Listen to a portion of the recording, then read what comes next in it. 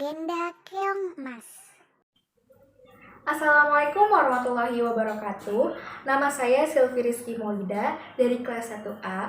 Di sini saya akan membacakan sebuah cerita rakyat guna memenuhi tugas ujian akhir semester mata kuliah Keterampilan Berbahasa Indonesia di SD. Cerita rakyat yang akan saya bawakan berjudul Keongmas. Pada zaman dahulu kala, hiduplah seorang raja yang bernama Kertamarta. Ia memimpin sebuah kerajaan yang sangat indah dan megah. Kerajaan tersebut adalah Kerajaan Daha. Raja Kertamarta mempunyai dua orang putri yang cantik. Yang pertama bernama Dewi Galuh dan yang kedua bernama Candrakirana. Kehidupan mereka sangat bahagia dan berkecukupan. Pada suatu hari, datanglah seorang pangeran tampan dari kerajaan Kahuripan. Pangeran tersebut bernama Raden Inu Kertapati. Kedatangan pangeran ke kerajaan Daha adalah untuk melamar salah satu putri raja, yaitu Candrakirana. Kedatangan dan maksud pangeran sangat disambut baik oleh raja. Putri Candrakirana pun menerima lamaran pangeran Raden Inu Kertapati. Namun, pertunangan tersebut membuat saudara satu-satunya, yaitu Dewi Galuh, merasa iri dengki. Karena Dewi Galuh merasa Raden Inu lebih cocok dengannya dibanding saudara perempuannya itu. Suatu hari, secara diam-diam, Dewi Galuh pergi menemui seorang penyihir jahat. Ia meminta bantuan kepada penyihir untuk menyihir Candrakirana menjadi sesuatu yang menjijikan dan Pangeran Inu menjauhinya. Ia pun berharap menjadi pengganti Candrakirana sebagai tunangannya. Nenek sihir pun menuruti permintaan Dewi Galuh dan tidak lama Candrakirana menjadi keongmas lalu membuangnya ke sungai. Kutukanmu akan hilang jika kamu dapat bertemu dengan tunanganmu, Pangeran Raden Inu, ujar penyihir. Suatu hari, seorang nenek sedang mencari ikan dengan menggunakan jaring-jaring. Akhirnya keongmas ikut tersangkut di jaring-jaring tersebut. Melihat betapa indahnya keongmas yang ia dapatkan, si nenek langsung membawanya ke tempayan. Keesokan harinya, sang nenek kembali ke sungai untuk mencari ikan. Namun, tidak satu pun yang ia dapatkan karena sudah terlalu lama, tapi tidak mendapatkan hasil. Ia pun segera memutuskan untuk pulang ke rumahnya.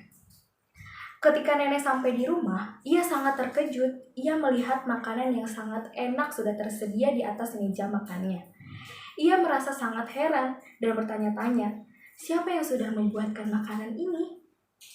Suatu hari, kejadian serupa terus terjadi. Karena merasa penasaran, sang nenek memutuskan untuk pura-pura pergi ke laut.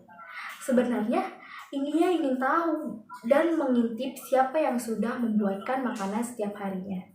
Sang nenek sangat terkejut melihat seekor keong emas yang ia simpan di tempayan berubah menjadi seorang gadis yang cantik dan jelita. Gadis cantik tersebut langsung menyiapkan makanan di atas meja. Karena rasa penasarannya, sang nenek langsung menghampiri gadis cantik tersebut. "Siapa kamu, putri cantik? Dan dari manakah asalmu?" tanya sang nenek. Keong emas yang berubah menjadi wujud aslinya, yaitu Candrakirana, sangat terkejut melihat kedatangan sang nenek yang tiba-tiba. Akhirnya Candrakirana menjelaskan siapa ia sebenarnya dan menceritakan kenapa ia berubah menjadi keong emas. Setelah menjelaskan kepada sang nenek, Candrakirana pun kembali berubah wujud menjadi keong emas. Sementara itu, Raden Inu tak mau diam saja ketika tahu Candrakirana menghilang. Ia pun menceritakan dengan cara ia mencarinya dengan cara menyamar menjadi rakyat biasa. Nenek sihir pun akhirnya tahu dan berubah dirinya menjadi gagak untuk mencelakakan Raden Inu. Raden Inu kaget sekali melihat burung gagak yang bisa berbicara dan mengetahui tujuannya. Ia menganggap burung gagak itu sakti dan ia menurutinya. Padahal Raden Inu diberikan arah yang salah. Di tengah perjalanan, Raden Inu bertemu dengan seorang kakek yang sedang kelaparan. Diberikannya kakek itu makanan, ternyata kakek itu adalah seorang yang sakti dan yang baik. Ia menolong Raden Inu dari burung gagak itu. Kakek tersebut membantu mengusir burung gagak itu hingga menjadi asap. Sang kakek juga memberitahu Raden Inu di mana Candrakirana berada. Akhirnya, Pangeran Raden dapat menemukan Candrakirana. Ia merasa sangat senang dan bahagia. Begitu pula dengan Candrakirana. Di situ, Candrakirana menghilangkan kutukannya. Apabila bertemu dengan tunangannya, Candrakirana menjadi gadis cantik jelita. Raden Inu Kertapati segera membawa Candrakirana ke kerajaan Daha. Ia pun mengajak seorang nenek yang sudah menolongnya. Candrakirana pun menjelaskan perbuatan Dewi Galuh selama ini kepada Baginda Raja. Akhirnya, kejahatan Dewi Galuh terbongkar. Karena Dewi Galuh merasa takut, maka dia melarikan diri ke hutan. Akhirnya pernikahan Candrakirana dan Raden Inu pun berlangsung dengan pesta yang sangat meriah dan mereka hidup bahagia selamanya. Terima kasih.